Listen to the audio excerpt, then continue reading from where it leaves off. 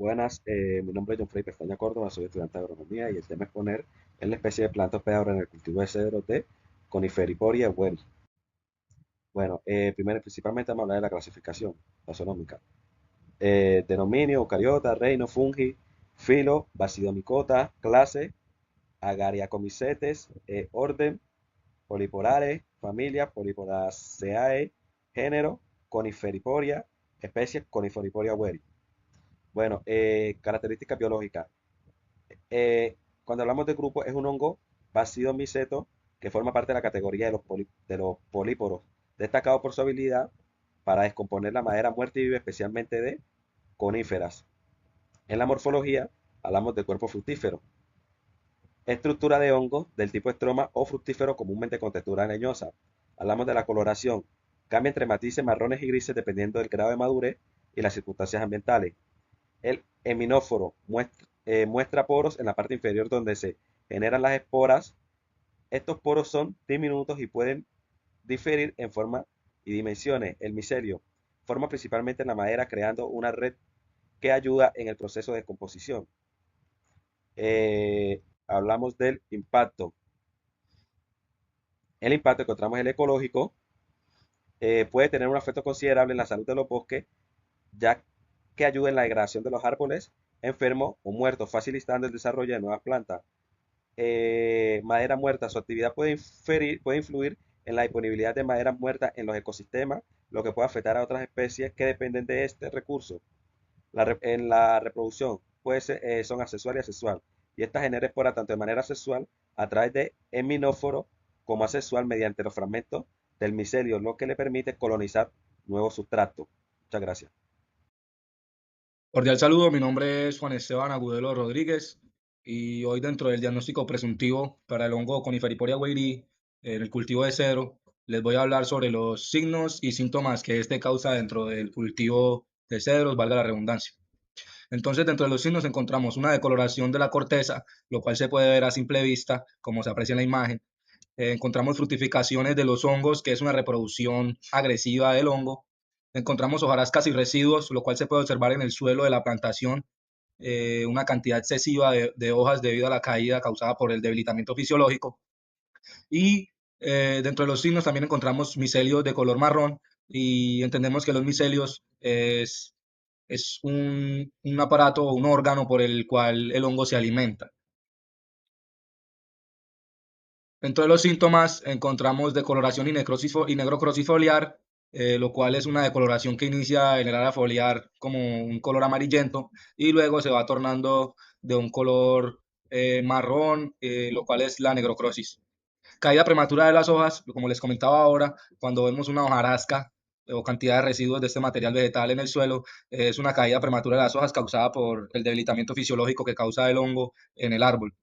Debilitamiento estructural y pudrimiento de raíces. Entonces entendemos que las raíces son el método de anclaje o el mecanismo de anclaje que tienen los árboles en la tierra. Entonces al debilitar estas raíces, al debilitar la estructura del árbol, se pueden causar volcamientos. Base del tronco con aspecto laminar. Entonces, como apreciamos en la imagen, podemos encontrar láminas dentro del tronco con apariencias como el tallo de un plátano. Esto causado obviamente por el debilitamiento o es una afectación causada por el hongo Coniferiporia weyeri. Eso es todo dentro de los signos y síntomas causados por este hongo. Muchas gracias. Buenas tardes, mi nombre es Natalia Serna Cancino y yo les voy a hablar sobre la toma de muestra en campo. Primero realizamos una caracterización del área geográfica y las tomas de muestras se realizó en el norte del municipio de Quibdó, en el departamento de Chocó, donde se reportó la devastadora presencia de una enfermedad que afecta a 2 hectáreas de cedro. Bueno, tenemos varios aspectos al momento de tomar la muestra. Para tomar una muestra representativa de una planta de cedro afectada por el hongo Coniferiporia weyeri, es fundamental seguir una serie de pasos y consideraciones que garantizan la calidad y adecuación de la muestra para su análisis de laboratorio. Selección y toma de muestra. Primero hacemos la elección de las plantas a muestrear, se debe seleccionar varias plantas que muestren síntomas representativos de la enfermedad. Esto permite tener una muestra variada que representa fielmente el área afectada y los diferentes niveles de infección. La distribución de la muestra. Las muestras se deben tomar de varias plantas dentro del área afectada. Esto ayuda a captar variabilidad y extensión de la infección. La cantidad de muestras. Se deben tomar entre 5 y 10 muestras de distintos árboles para obtener un análisis más completo. La cantidad específica depende del tamaño del área afectada. Para el caso de este hongo que afecta el tronco y las raíces, lo que se recomienda es trozos de corteza, preferiblemente cerca de la zona de las lesiones para captar el patógeno en sus bordes activos. Los fragmentos de raíces, especialmente en zonas con necrosis o daño evidente. Secciones de madera afectada, idealmente de las zonas donde se observan signos claros de la infección, como decoloración, zonas reblandecidas o con síntomas de pudrición. Para las muestras de suelo, es recomendable tomar una muestra de suelo alrededor del sistema radicular del cedro para evaluar condiciones que puedan influir en la propagación del hongo, y para esto se debe tomar una cantidad de suelo aproximadamente de 500 gramos, recolectando de varias partes de la base de la planta, de 10 a 15 centímetros de profundidad. Se deben utilizar herramientas limpias para evitar la contaminación. El etiquetado. Cada muestra se debe etiquetar adecuadamente, teniendo lo siguiente: código de identificación, fecha y ubicación de la recolección, parte de la planta de la cual se obtuvo y sintomatología observada, que en este caso es intensidad alta, que con daños visibles en tronco y raíces, extensión, que es con necrosis y pudrición observadas en áreas amplias del tronco y raíces superficiales. Almacenamiento y conservación de muestras de la planta. Bueno, el material vegetal, que es corteza, raíces y madera, se deben empacar en muestras de bolsas de papel o cajas de cartón para evitar la acumulación de humedad, lo cual podría favorecer el crecimiento de hongos no deseados, y es recomendable evitar bolsas plásticas para material fresco, ya que pueden causar condensación. Se debe etiquetar claramente cada bolsa con un código de muestra, fecha, ubicación de la muestra, parte de la planta y nombre del recolector. La temperatura se debe mantener fresca, idealmente entre los 4 y máximo 10 grados centígrados, utilizando un refrigerador o contenedor frío para retrasar el deterioro de los tejidos y la actividad de microorganismos adicionales. Para muestra de suelos, el empaque debe ser en bolsas plásticas de cierre hermético para evitar pérdida de humedad. Se debe asegurar de que no esté en contacto con el material de la planta para evitar la contaminación cruzada. Se debe marcar las bolsas con el mismo código de identificación que el de la muestra de la planta correspondiente, además de datos sobre su ubicación y profundidad de la toma. La temperatura del suelo, si la muestra de suelo requiere análisis microbiológico, se debe conservar a una temperatura de 4 grados centígrados en una nevera portátil o un contenedor refrigerado. Transportes. Se deben utilizar contenedores rígidos y limpios para proteger las muestras de golpe durante el transporte. Se deben mantener las muestras protegidas de la luz directa del sol y de temperaturas extremas. Se debe usar una nevera portátil con acumuladores de frío para mantener las muestras frescas, evitando cambios bruscos de temperatura. El tiempo de almacenamiento. Es ideal que las muestras lleguen al laboratorio para su análisis en un plazo no mayor de 24 a 48 horas. Si es necesario un almacenamiento prolongado, las muestras de suelo y material vegetal deben mantenerse a bajas temperaturas para conservar sus propiedades sin alterar los patógenos. La temperatura recomendada son 4 grados centígrados. Hola, buenas tardes. Mi nombre es Víctor Manuel García. A continuación les voy a hablar sobre el análisis de laboratorio y sus diferentes componentes. La recepción. Las muestras recolectadas son recibidas en laboratorios donde se verifican y se registran para asegurar que sean recibidas adecuadamente y se mantengan en condiciones adecuadas. Desinfección y reparación. Las muestras deben ser desinfectadas para eliminar contaminantes y preparar el análisis. Esto debe incluir la eliminación de partes no deseadas y la preparación de las muestras en un formato adecuado para el cultivo. Medios de cultivo. Se utilizan medios de cultivo específicos para el crecimiento del hongo Coniferiporia weyeri. Estos medios deben ser seleccionados cuidadosamente para proporcionar las condiciones óptimas para el desarrollo de hongos. Pruebas específicas. Se lleva a cabo pruebas específicas para identificar y confirmar la preparación del hongo. Estas pruebas pueden incluir métodos microbiológicos y moleculares para asegurar un diagnóstico preciso. Morfología. Las estructuras morfológicas es todo aquello que podemos apreciar a simple vista. Dentro de las más importantes se encuentran la Basidiocarpos, que es un cuerpo fructífero de hongos que incluye especies como los champiñones, las setas y hongos de oído de ratón. Esta estructura es la estructura que puede producir las esporas y permite la reproducción del hongo. Micelio es el conjunto de hifas que forman la estructura vegetativa de los hongos, similares a las raíces de las plantas. Es responsable de la absorción de nutrientes y colonización del sustrato. Las hifas son estructuras filamentosas que componen el micelio de los hongos y otros organismos fúngicos. Son similares a los hilos que se encuentran en la mayoría de los tipos de hongos.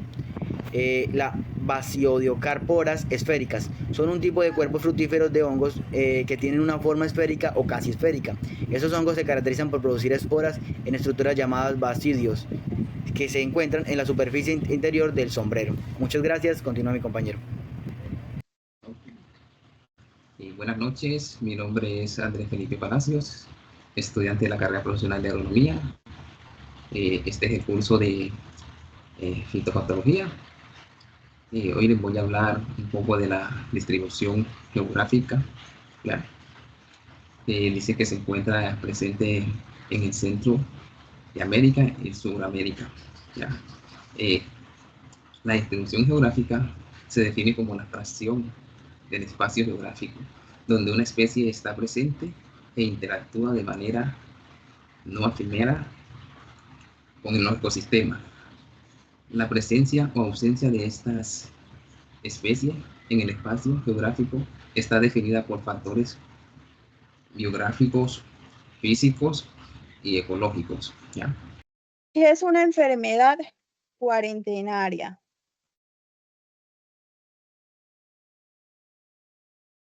Una enfermedad cuarentenaria es aquella causada por un organismo patógeno que al ingresar en un país o región donde no está presente de manera natural, representa un alto riesgo para la salud de las plantas o cultivos locales y para la economía agrícola de la región. Estas enfermedades tienen un estatus regulatorio especial, lo que significa que se establecen medidas estrictas de control y vigilancia para prevenir su introducción y propagación.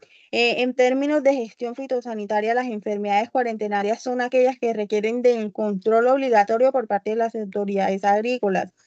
Respecto al hongo, en las plantas de cedro en el departamento de Chocó, sí podría considerarse una enfermedad cuarentenaria, teniendo en cuenta si el hongo no está presente en otras regiones del país o cultivos forestales comerciales representan un riesgo potencial alto de diseminación y daño económico. En áreas forestales, este hongo podría afectar la producción de madera y la conservación de especies nativas, lo cual agravaría su impacto justificando medidas cuarentenarias. Si el hongo está regulado y catalogado como de alto riesgo por autoridades fitosanitarias debido a sus implicaciones, se puede categorizar como cuarentenario aplicando acciones preventivas.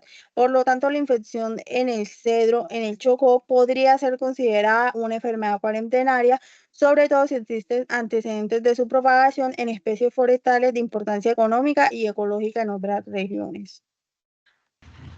También tenemos en términos de la conclusión.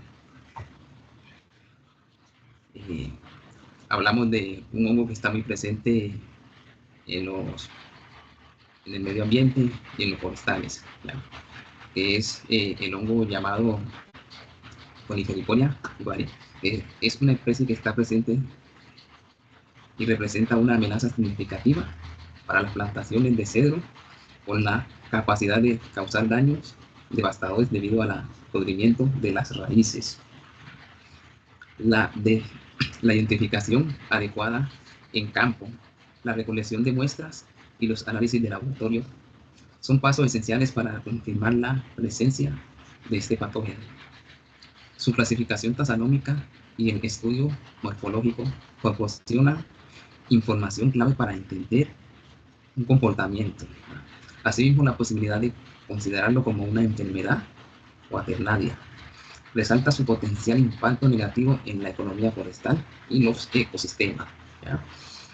La implementación de estrategias de manejo y el control es fundamental para prevenir la propagación de esta enfermedad y proteger las áreas afectadas, asegurando la sostenibilidad del recurso forestal y la salud del ecosistema. ¿Ya? Eso era todo, muchas gracias.